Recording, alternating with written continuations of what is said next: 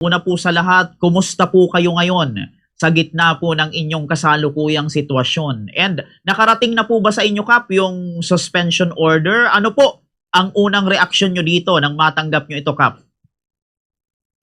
Akin po, nung una ko po natanggap yung suspension order po natin, okay naman po sa akin yon dahil decision po yun ng sanggunian, nire-respeto po natin yon.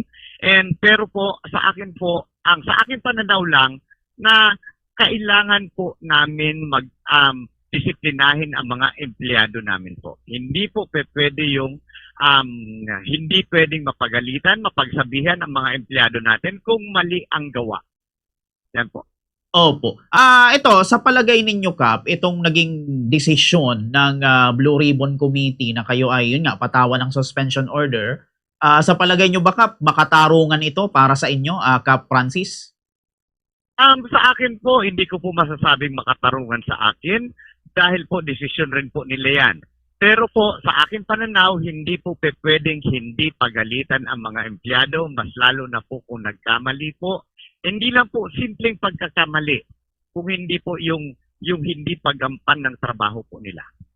Opo. Yung empleyado, Kap, na yun nga po, napagalitan ninyo, nakausap nyo po siya. Ano po ang sabi niya, Kap? Nakausap ko po siya. Unang-una po, yung suspension order ko po, ano po yan, yung pinagalitan ko daw po.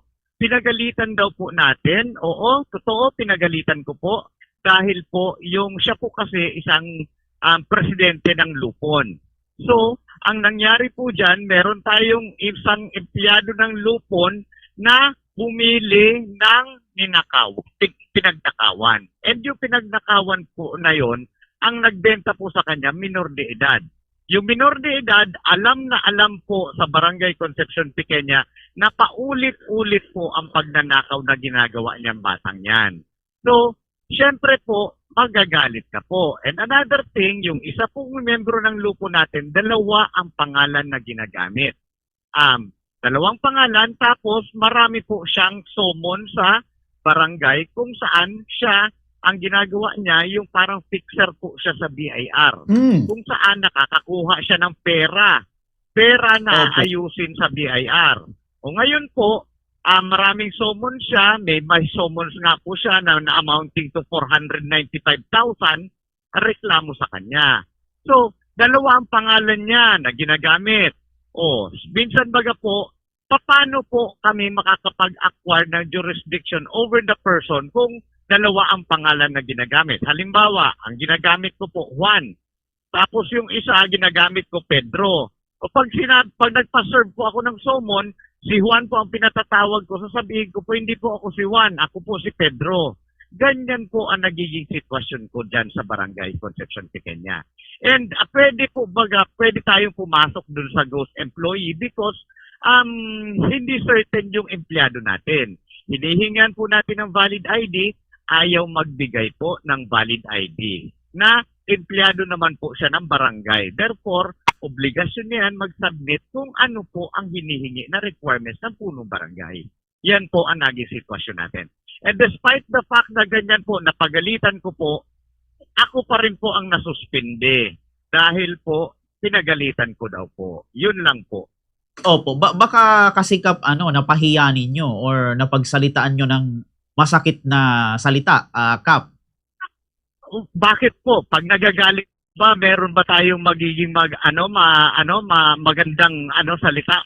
Kailangan mo ba bang sabihin, "Oy, maganda 'yang ginawa mo." Oy, pag nagagalit ka po, syempre, pag galit ka po, syempre, yung paggalit rin po yung yung actuations mo po. Yan po. Opo. Dahil dito, Kap, kumusta ngayon ang reaksyon ng inyong mga kabarangay nang ito nga, nabalitaan ito, Kap?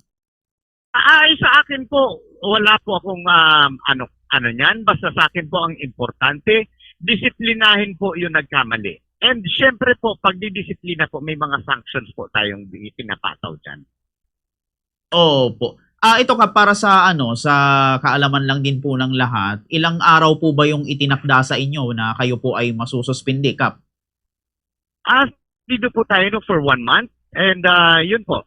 pa 2 weeks na po tayo ngayon na suspendido and okay naman po, nagbabaka-bakasyon lang po tayo.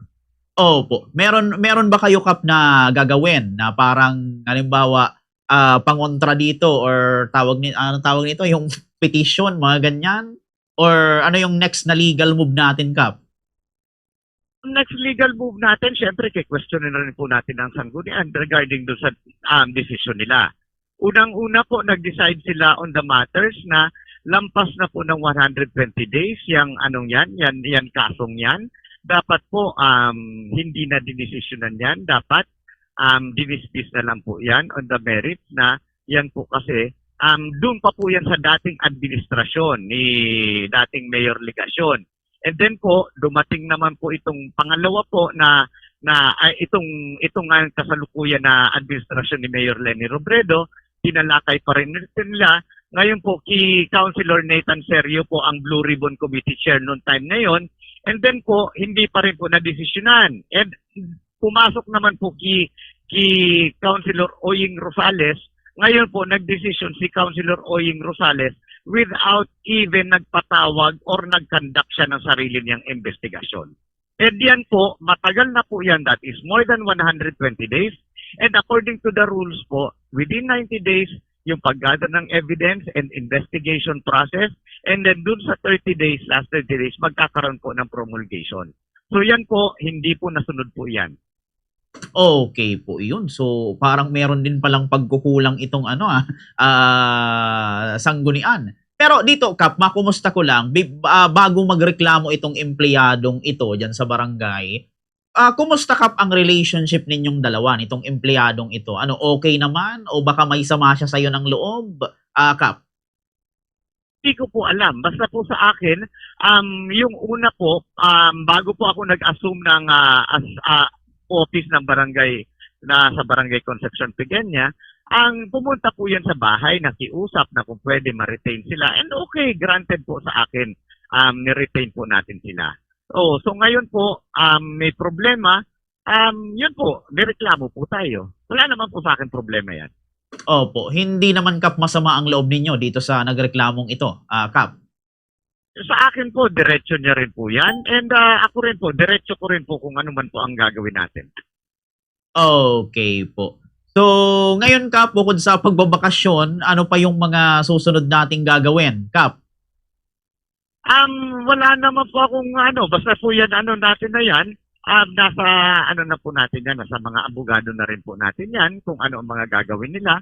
And then from there po, ako relax lang po ako. Okay po, iyon. So ito, Kap, bago tayo magtapos sa ating interview, siguro Kap, kung meron kayong isang panawagan, mensahe sa mga residente po ng Barangay Concepcion Pigenya regarding sa situation nyo ngayon, ano Kap ang maiiwan yung mensahe sa kanila? Po, sa akin po, sa Barangay Concepcion Pigenya, sa akin po, ang pagdidisiplina, hindi po yan maaalis sa akin. Dahil po, kailangan po natin ang disiplina.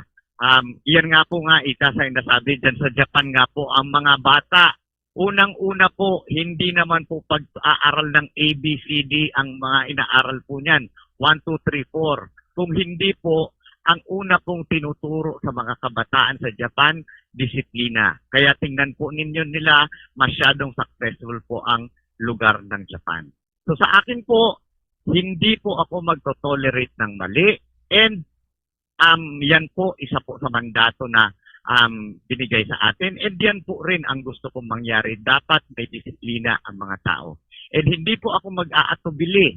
Kung mangyari po ulit ang sitwasyon na ganitong bagay, ganun rin po ang gagawin ko, papagalitan ko rin po, and then papatawan po rin natin sila kung ano pan po ang kaakibat na pwede pong gawin natin para madisiplina ang ating mga empleyado.